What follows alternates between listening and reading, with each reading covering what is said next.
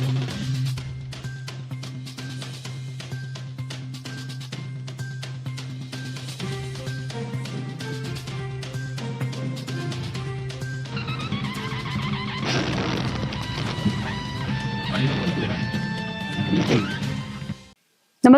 आपण पाहता हिरकणी न्यूज.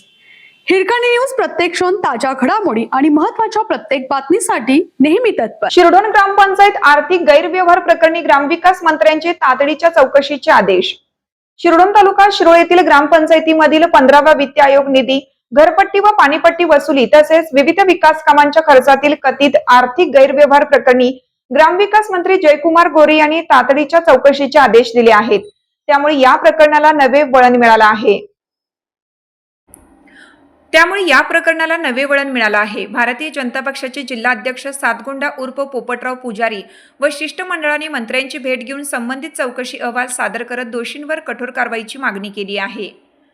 यापूर्वी मुख्य कार्यकारी अधिकारी एस कार्तिकीयन, जिल्हा परिषद कोल्हापूर यांच्याकडे करण्यात आलेल्या तक्रारीनंतर या प्रकरणाची चौकशी करण्यात आली होती. त्यानुसार 4 जून व 22 जून 2026 रोजीचे चौकशी अहवाल सादर करण्यात आले असून त्यामध्ये ग्रामपंचायतीच्या आर्थिक व्यवहारात गंभीर अनियमितता, नियमबाह्य खर्च व कथित आर्थिक घोटाळा झाल्याचे नमूद करण्यात आल्याचा दावा निवेदनात करण्यात आला आहे.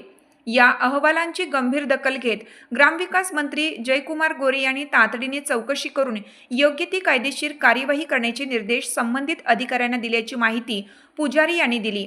दोषी अधिकारी व पदाधिकाऱ्यांविरोधात फौजदारी गुन्हे दाखल करून शासनाची रक्कम वसूल करावी तसेच संपूर्ण प्रकरणाची निष्पक्ष चौकशी करून संबंधितांवर कठोर कारवाई करावी अशी मागणीही करण्यात आली आहे.